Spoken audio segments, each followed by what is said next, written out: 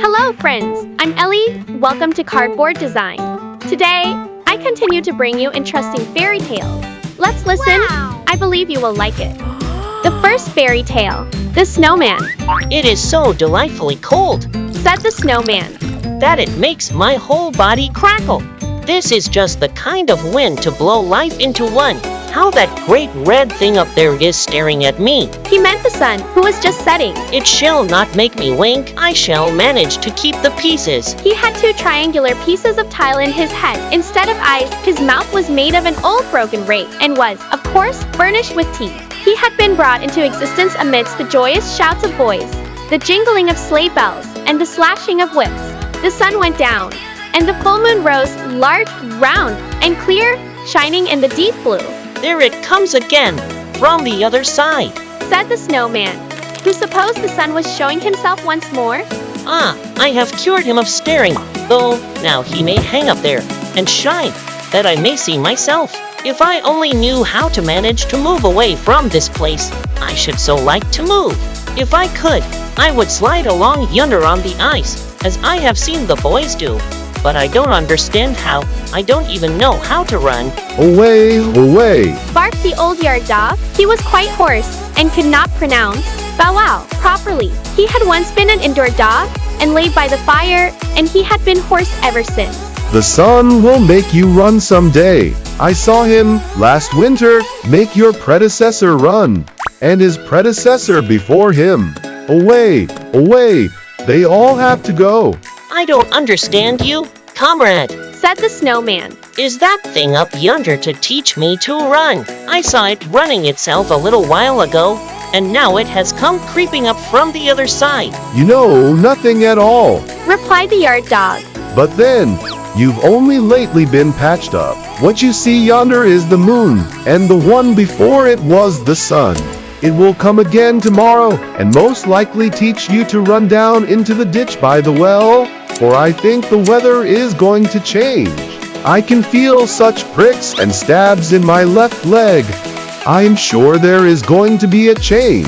I don't understand him, Said the snowman to himself. but I have a feeling that he is talking of something very disagreeable. The one who stared so just now, and whom he calls the sun, is not my friend. I can feel that too. Away, away! Barked the yard dog, and then he turned round 3 times, and crept into his kennel to sleep. There was really a change in the weather. Towards morning, a thick fog covered the whole country round, and a keen wind arose, so that the cold seemed to freeze one's bones. But when the sun rose, the sight was splendid. Trees and bushes were covered with hoarfrost, and looked like a forest of white coral, while on every twig glittered frozen dewdrops. The many delicate forms concealed in summer by luxuriant foliage were now clearly defined, and looked like glittering lace work. From every twig glistened a white radiance. The birch, waving in the wind, looked full of life, like trees in summer, and its appearance was wondrously beautiful. And where the sun shone, how everything glittered and sparkled, as if diamond dust had been strewn about, while the snowy carpet of the earth appeared as if covered with diamonds, from which countless lights gleamed, whiter than even the snow itself. This is really beautiful, Said a young girl, who had come into the garden with a young man, and they both stood still near the snowman, and contemplated the glittering scene. Summer cannot show a more beautiful sight. She exclaimed, while her eyes sparkled. And we can't have such a fellow as this in the summertime. Replied the young man, pointing to the snowman. He is capital. The girl laughed and nodded at the snowman, and then tripped away over the snow with her friend. The snow creaked and crackled beneath her feet, as if she had been treading on starch. Who are these two? Asked the snowman of the yard dog. You have been here longer than I have. Do you know them? Of course, I know them. Replied the yard dog. She has stroked my back many times, and he has given me a bone of meat. I never bite those two. But what are they? Asked the snowman. They are lovers. He replied. They will go and live in the same kennel by and by, and gnaw at the same bone. Away, away! Are they the same kind of beings as you and I? Asked the snowman. Well, they belong to the same master. Retorted the yard dog. Certainly people who were only born yesterday know very little. I can see that in you. I have age and experience. I know everyone here in the house, And I know there was once a time when I did not lie out here in the cold, fastened to a chain. Away, away. The cold is delightful. said the snowman. But do tell me. Only you must not clank your chain so, for it jars all through me when you do that. Away, away, barked the yard dog. I'll tell you, they said I was a pretty little fellow once. Then I used to lie in a velvet-covered chair up at the master's house and sit in the mistress's lap. They used to kiss my nose and wipe my paws with an embroidered handkerchief, and I was called Ami, dear Ami, sweet Ami. But after a while I grew too big for them, and they sent me away to the housekeeper's room. So I came to live on the lower story. You can look into the room from where you stand, and see where I was master once, or I was indeed master to the housekeeper. It was certainly a smaller room than those upstairs, but I was more comfortable, or I was not being continually taken hold of and pulled about by the children as I had been. I received quite as good food, or even better. I had my own cushion, and there was a stove. It is the finest thing in the world at this season of the year. I used to go under the stove and lie down quite beneath it. I still dream of that stove. Away, away. Does a stove look beautiful? asked the snowman. Is it at all like me? It is just the reverse of you. Said the dog. It's as black as a crow and has a long neck and a brass knob. It eats firewood, so that fire spurts out of its mouth. We should keep on one side or under it to be comfortable. You can see it through the window from where you stand. Then the snowman looked and saw a bright polished thing with a brazen knob and fire gleaming from the lower part of it. The snowman felt quite a strange sensation come over him. It was very odd. He knew not what it meant, and he could not account for it. But there are people who are not men of snow who understand what it is. And why did you leave her? Asked the snowman, for it seemed to him that the stove must be of a female sex. How could you give up such a comfortable place? I was obliged. Replied the yard dog. They turned me out of doors and chained me up here. I had bitten the youngest of my master's sons in the leg because he kicked away the bone I was gnawing. Bone for bone, I thought, but they were so angry, and from that time I have been fastened with a chain and lost my bone. Don't you hear how hoarse I am? Away, away. I can't talk anymore like other dogs. Away, away. That is the end of it all. But the snowman was no longer listening. He was looking into the housekeeper's room on the lower story, where the stove stood on its 4 iron legs, looking about the same size as the snowman himself. What a strange crackling I feel within me. He said, Shall I ever get in there? It is an innocent wish, and innocent wishes are sure to be fulfilled. I must go in there and lean against her, even if I have to break the window. You must never go in there. said the yard dog. Or if you approach the stove, you'll melt away, away. I might as well go, said the snowman. for I think I am breaking up as it is. During the whole day, the snowman stood looking in through the window, and in the twilight hour the room became still more inviting. For from the stove came a gentle glow, not like the sun or the moon, no, only the bright light which gleams from a stove when it has been well fed. When the door of the stove was opened, the flames darted out of its mouth. This is customary with all stoves. The light of the flames fell directly on the face and breast of the snowman with a ruddy gleam. I can endure it no longer, Said he. How beautiful it looks when it stretches out its tongue. The night was long, but did not appear so to the snowman, who stood there enjoying his own reflection and crackling with the cold. In the morning, the window panes of the housekeeper's room were covered with ice. They were the most beautiful ice flowers any snowman could desire, but they concealed the stove. These window panes would not thaw, and he could see nothing of the stove, which he pictured to himself as if it had been a lovely human being. The snow crackled and the wind whistled around him. It was just the kind of frosty weather a snowman might thoroughly enjoy, but he did not enjoy it. How, indeed, could he enjoy anything when he was stove sick? That is terrible disease for a snowman. Said the yard dog. I have suffered from it myself, but I got over it. Away, away. He barked and then he added, The weather is going to change. And the weather did change. It began to thaw. As the warmth increased, the snowman decreased. He said nothing and made no complaint, which is a sure sign. One morning he broke and sunk down altogether, and behold, where he had stood, something like a broomstick remained sticking up in the ground. It was the pole round which the boys had built him up. Now I understand why he had such a great longing for the stove.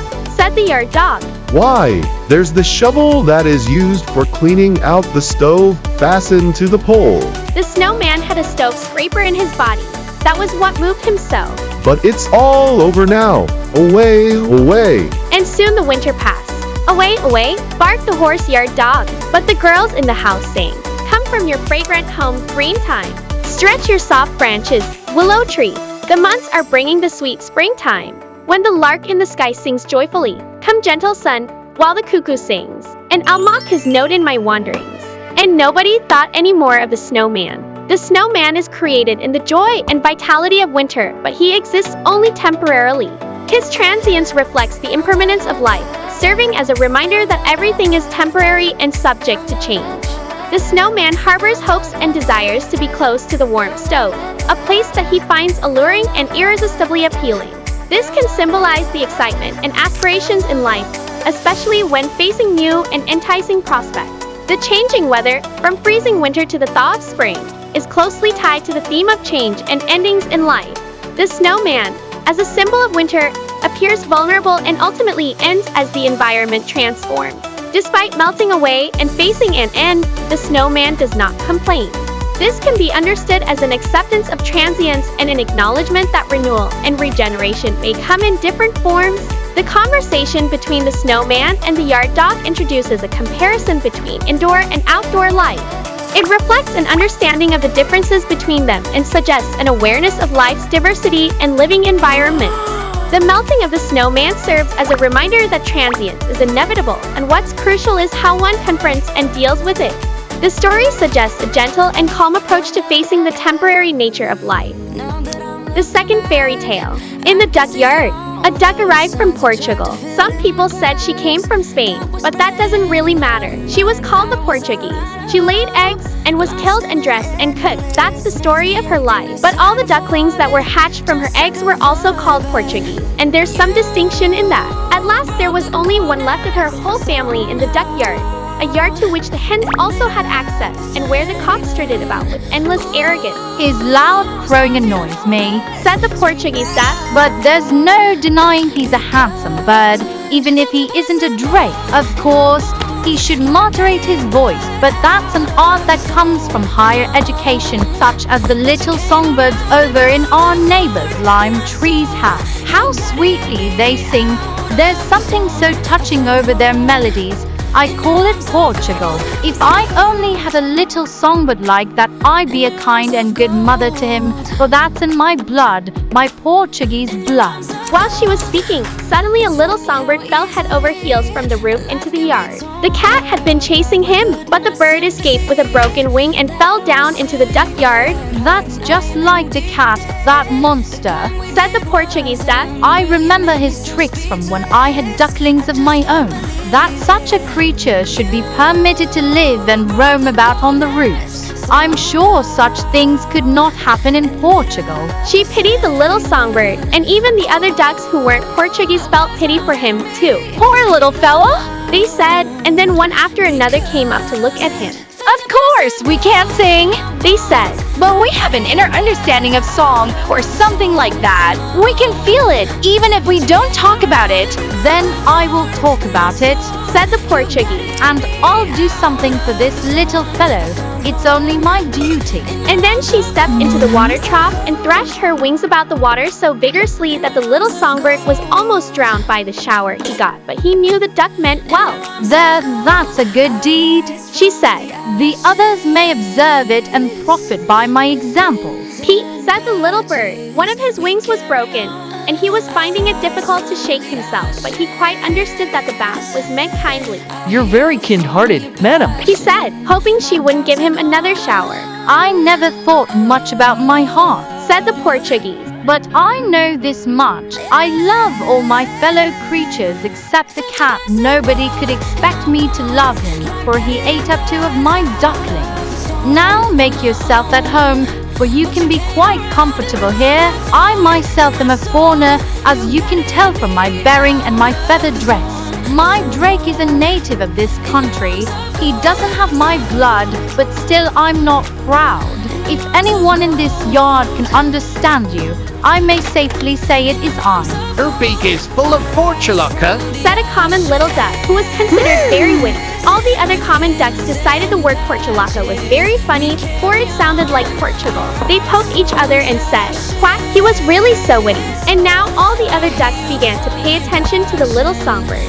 The Portuguese certainly has a great command of language, they said. For our part, we haven't room in our beaks for such big words, but we have just as much sympathy anyway. Even if we don't actually do anything for you, at least we will go about quietly with you, and that we think is the nicest thing we can do. You have a lovely voice. Said one of the older ducks. It must be a great satisfaction to you to give so many as much pleasure as you do. I don't really understand singing, so I keep my beak shut. That's better than chattering nonsense to you the way the others do. Don't bother him, said the Portuguese. He needs rest and care.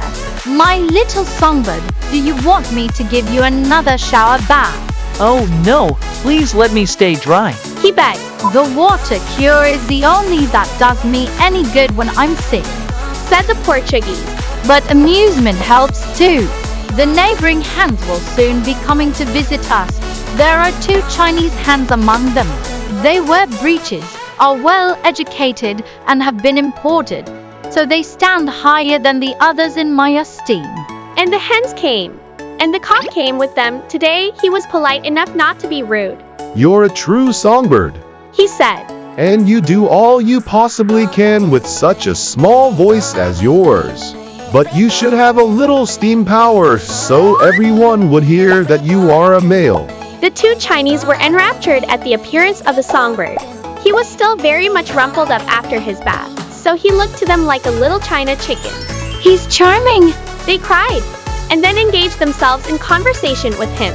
They talked in whispers and with a peace sound in elegant Chinese. We belong to your race. The ducks, even the Portuguese one, are swimming birds, as you must have noticed. You don't know us yet. Not very many people take the trouble to know us, not even any of the hens, though we were born to occupy a higher perch than most of the others. But that doesn't bother us. We go our way quietly among the others, whose ideals are quite different from ours.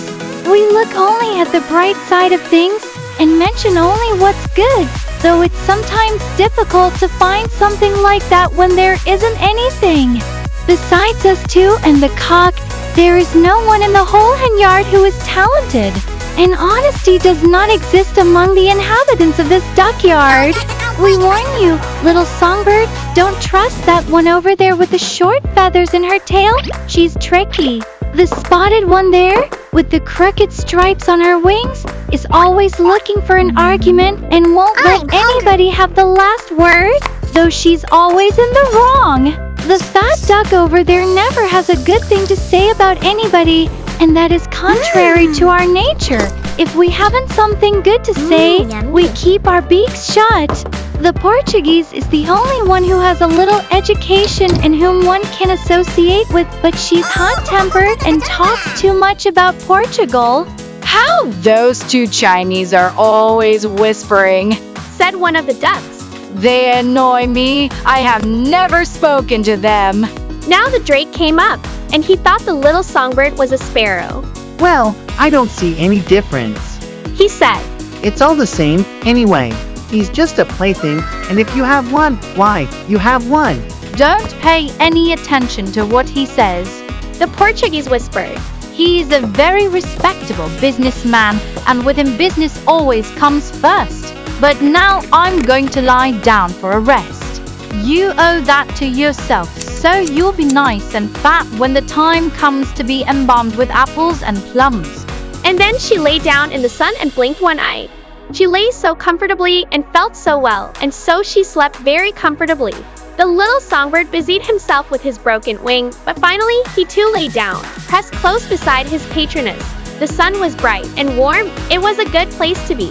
The neighbors' hens scurried about, scratching up the earth, for, to tell the truth, they had come visiting solely for the sake of getting something to eat.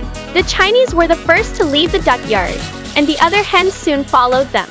The witty little duck was talking about the Portuguese and said the old lady was on the brink of Duckdom's dotage.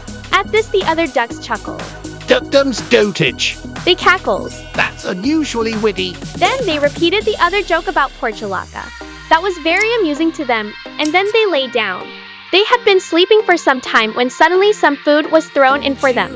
It landed with such a thump that the whole flock started up from sleep and flapped their wings. The Portuguese woke up, too, and rolled over on the other side, squeezing the little songbird very hard as she did so. Peep, He said, you stepped so hard on me, madam. Well, why do you lie in the way? She said, You mustn't be so touchy. I have nerves too, but I have never yet said peep. Please don't be angry. said the little bird. The peep slipped off my beak before I knew it. The Portuguese didn't listen to him, but began gobbling as fast as she could, until she had made a good meal. When she had finished, she lay down again, and the little bird came up and tried to please her by singing, Tilly lily lee, of your heart with glee, I shall sing with love, when I fly above, I need to rest after my meal. said the Portuguese. While you're here, you must follow the house rules. I want to take a nap now. The little songbird was quite bewildered, for he had only tried to please her. When she awoke later, he stood before her with a grain of corn he had found and laid it in front of her, but as she hadn't slept well, she was in a very bad humor.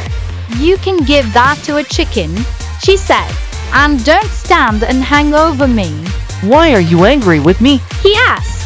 What have I done? Done. Said the Portuguese. Your manner of expression isn't very refined. I must call your attention to that. Yesterday, it was all sunshine here. Said the little bird. But today, it's dark and cloudy. It makes me very sad. You don't know much about weather, I guess. Said the Portuguese. The day isn't over yet. Don't just stand there looking stupid. But you're looking at me just as those two wicked eyes did when I fell into the yard. Impudent. Said the Portuguese. Comparing me with the cat, a beast of prey. There's not a drop of wicked blood in me. I've stood up for you, and I'll have to teach you good manners. And with that she bit off the songbird's head, and he lay there dead. Now what does this mean? She said, Couldn't he even stand that? Then he certainly wasn't intended for this world.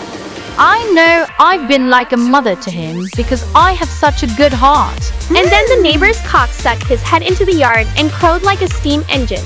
Your crowing will kill me. She cried. It's all your fault. He's lost his head, and I've nearly lost mine. There isn't much left of him. Said the cock. You speak of him with respect. Said the Portuguese. Because he had a voice and a fine education, he was tender and soft, and that's as good in animals as in so-called human beings. And all the ducks gathered around the little dead songbird. Ducks have strong passions, whether they feel envy or pity. And since there was no one here to envy, they all felt pity, and so did even the two Chinese hens. We'll never find such a songbird again. He was almost a Chinese. And they both wept with a great clucking noise. All the other chickens clucked, too, but the ducks walked around with the reddest eyes. We have hearts, They said, nobody can deny that. "Ha," said the Portuguese. Yes, that we have. They're almost as tender as in Portugal. Let us now think about getting something in our stomach. Said the drake. That's the most important thing. If one of our playthings is broken, why, we have plenty more of them. The Portuguese duck, being a foreigner, symbolizes cultural differences and the need for acceptance in a diverse community.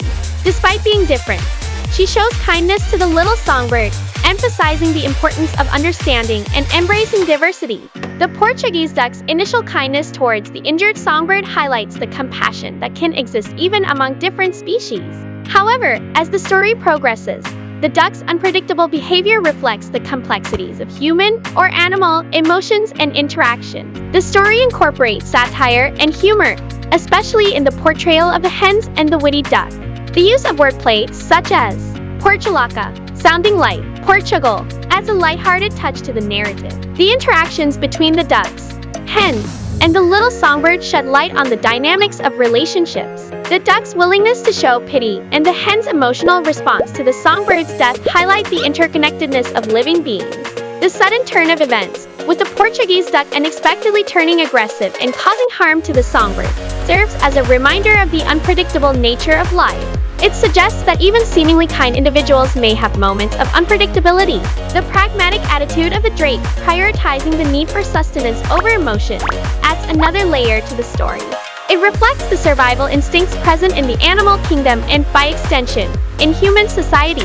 The story incorporates irony and contradictions, such as the Portuguese duck's claim of having a good heart while committing a violent act. This irony emphasizes the complexity and contradictions inherent in both human and animal behavior.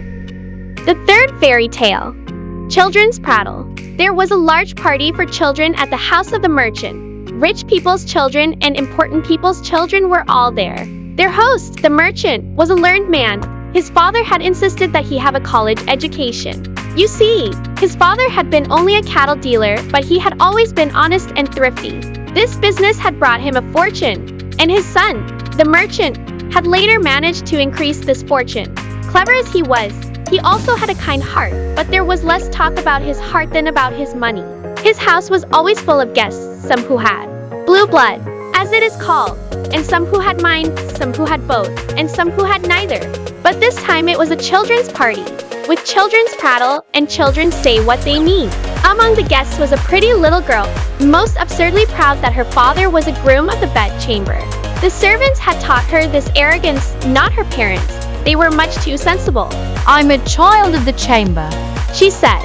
She might as well have been a child of the cellar, for no one can help his birth. Then she explained to the other children that she had birth, and insisted that anyone who didn't have birth from the beginning couldn't in any way get it. It did no good to study or be ever so industrious if you didn't have birth. And as for people whose names ended with sen, she declared, they'll never amount to anything. You must put your arms out at the side and keep them, these sen people, at a distance like this. And with this she stretched her delicate little arms with the elbows turned out to show what she meant, and the little arms were very pretty. Sweet child, but the little daughter of the merchant was very angry, for her father's name was Matson. And of course she knew that ended with sen, so she answered, as proudly as she could, my father can buy $100 worth of sugar candy and just throw it away. Can your father afford to do that?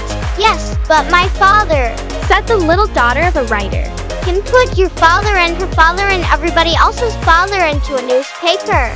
My mother says everybody is afraid of him because he owns the paper.